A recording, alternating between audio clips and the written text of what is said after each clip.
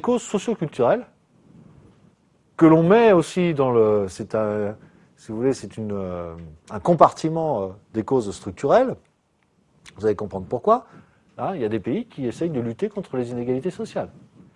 Qu'est-ce qu'on fait pour lutter contre les inégalités sociales? Généralement, on ne choisit pas de baisser les rémunérations des plus riches. On va essayer de donner un coup de pouce à la rémunération des plus pauvres. Et en conséquence, on va faire augmenter soit les impôts, soit les charges sociales, soit les salaires.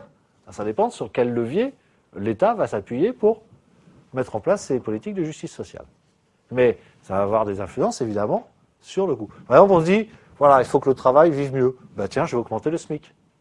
Si j'augmente le SMIC, effectivement, ça augmente les coûts de production d'un grand nombre d'entreprises.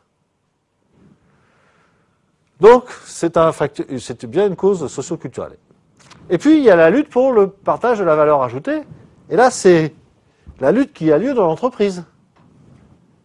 Hein? Donc, la lutte qui anime le capital et le travail. Qui va accaparer le plus la valeur ajoutée et surtout qui va accaparer la valeur ajoutée supplémentaire produite par les entreprises. Et en fonction des réponses, bien évidemment, ça va être plus ou moins inflationniste.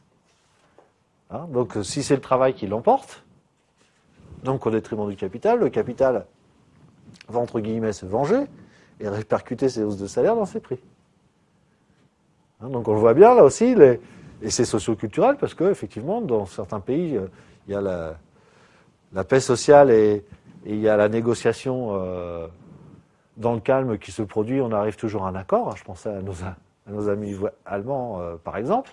Puis il y a des pays où ça se passe beaucoup plus mal et où effectivement, c'est des rapports assez agressifs entre le capital et le travail. Et ça conduit parfois à des augmentations de rémunération qui sont insupportables pour le système économique.